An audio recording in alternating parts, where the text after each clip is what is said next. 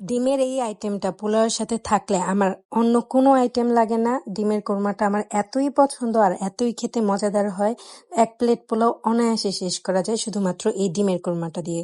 এটা বানানো একদম সহজ, হাতে যদি থাকে মাত্র 15 মিনিট, ইজিলি 15 মিনিটের মধ্যে এই ডিমের কোরমাটা বানিয়ে ফেলতে পারেন। আর যারা নতুন রাঁধুনি আছেন তাদের জন্য তো আজকের এই ভিডিওটি অনেক উপকারে আসবে। আজকে আমি 5টা ডিমের কোরমা বানাবো। তো 5টা ডিমের কোরমার জন্য এখানে হাফ কাপ পরিমাণে সয়াবিন তেল দিয়ে দিয়েছি আর দিয়েছি 2 টেবিল চামচ ঘি। পুরো রান্নাটা ঘি দিয়ে করার চেষ্টা করবেন, তাহলে খেতে আরো বেশি ভালো লাগবে। তো আমি এখানে 1 কাপ পরিমাণে পেঁয়াজ বেরেস্তা করে নিয়েছি। এখানে আমার সম্পূর্ণ বেরেস্তাটা লাগবে না, আমি অন্য একটা রেসিপিতে আরো কিছু বেরেস্তা ইউজ করব, তাই এখানে একবারে বেরেস্তাটা করে নিয়েছি। আমি এখানে 5টা সিদ্ধ ডিম নিয়েছি আর ডিমগুলোকে একদম ভালোভাবে হার্ড বয়েল করে নিয়েছি। এখন ডিমগুলোকে খুব ভালোভাবে ছিলে নিয়েছি।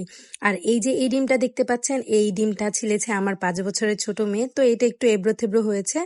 তো এখন এই ডিমগুলোকে আমি একটা কাঁটা চামচের সাহায্যে একটু সামান্য পোক করে নেব, যাতে লবণ আর মশলাগুলো একটু ভিতরে ঢুকে। এখন আমি ডিমগুলোকে তেলের মধ্যে ছেড়ে দিচ্ছি আর ছেড়ে দেওয়ার পর সাথে সাথেই আমি একটু নেড়ে দিব। যেহেতু আমার তেলটা গরম ছিল তাই একটু ছিটে আসার বা ফুটে যাওয়ার সম্ভাবনা থাকবে। তারপর চুলার আঁচ কমিয়ে এর মধ্যে দিয়েছি সামান্য হাফ টি স্পুনের মতো লবণ আর হাফ টি স্পুনের মতো মরিচের গুঁড়া। মরিচের গুঁড়াটা দিয়েছি একটু কালার আসার জন্য। তারপর ডিমগুলোকে আমি 2 পাশ একটু ভালোভাবে ভেজে নেব। যখনই এরকম পোড়া পোড়া ভাব চলে আসবে তখনই কিন্তু আমি ডিমগুলোকে তেলের মধ্যে থেকে নামিয়ে নেব।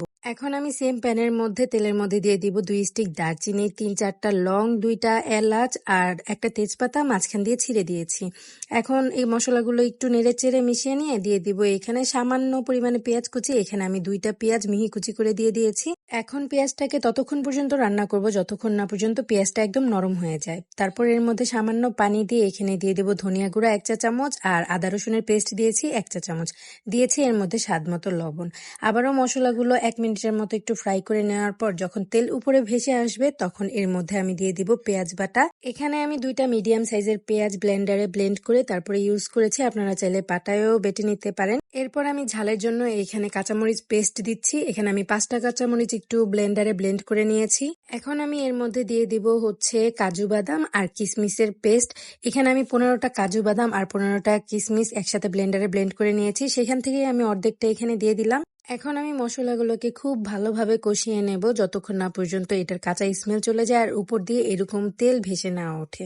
উপর দিয়ে এরকম তেল ভেসে উঠলেই কিন্তু আমাদের এই মশলাটা রেডি হয়ে যাবে। তখন আমি এর মধ্যে দিয়ে দিব টক দই, প্রায় 2 টেবিল চামচের মতো এখানে টক দই আছে। টক দইটাকেও এখানে খুব ভালোভাবে 2-1 মিনিট মিশিয়ে নেওয়ার পর এর মধ্যে আমি দিয়ে দেব হাফ কাপের মতো বেরেস্তা। আর বেরেস্তাগুলোকে হাত দিয়ে আমি ভেঙে ভেঙে দিচ্ছি যাতে গুঁড়ো গুঁড়ো হয়ে যায়। বেরেস্তাটা দিয়ে দেওয়ার পরই আগে থেকে বেজে রাখা যে ডিমগুলো ছিল সেই ডিমগুলো আমি এখানে দিয়ে দিচ্ছি। এখন ডিম আর মশলাগুলো একসাথে আরো 2-3 মিনিটের মতো নেড়ে চেড়ে মিশিয়ে নেব। ডিমগুলো মশলার সাথে মেশানোর পর এখানে আমি দিয়ে দিচ্ছি লিকুইড দুধ। এখানে আমি প্রায় 1.25 কাপের মতো লিকুইড দুধ দিয়েছি।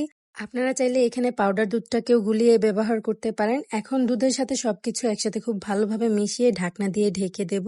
এ পর্যায়ে আমি চুলার হিটটাকে একদম মিডিয়াম টু লো রেখেছিলাম আর ঢাকনাটা তুলে আমি একটু নেড়ে দিচ্ছি যাতে নিচে দিয়ে লেগে না যায়। এই পর্যায়ে আমার ঝোলটা কিন্তু আমার যেরকম চাচ্ছিলাম ঠিক সেরকমই হয়েছে। এখন আমি এর মধ্যে দিয়ে দিচ্ছি প্রায় 1 চা চামচের মতো ঘি। গরম মশলা সুন্দর একটা ফ্লেভার আসার জন্য আমি উপর দিয়ে হাফ টি স্পুনের চেয়েও কম গরম মশলা উপর দিয়ে ছিটিয়ে দিচ্ছি, যাকে বলে 1 চিমটি বলে, সেই পরিমাণে আমি গরম মশলা দিয়েছি। 3-4টা কাঁচামরিচ আমি হাত দিয়ে ভেঙে ভেঙে দিচ্ছিলাম যাতে কাঁচামরিচের একটা ফ্লেভার আসে, আর এই ফ্লেভারটা কিন্তু অনেক সুন্দর। হাফ টি স্পুনের মতো কেওড়া জল দিয়ে আমি ডিমের কোরমাটাকে ঢাকনা দিয়ে ঢেকে দিয়েছি 1 মিনিটের জন্য। 1 মিনিট পর আমি এটাকে একটা বাটির মধ্যে সার্ভ করে নিয়েছি। এটা রান্না হওয়ার পর পুরো বাড়িতে ঘ্রাণে ভরে যাচ্ছিল, এতটা সুন্দর একটা স্মেল আসছিল। আর বাসায় যদি হঠাৎ মেহমান আসে তখন কিন্তু আপনারা ইজিলি 10-15 মিনিট বসিয়ে রেখেও এই রান্নাটা করে ফেলতে পারবেন।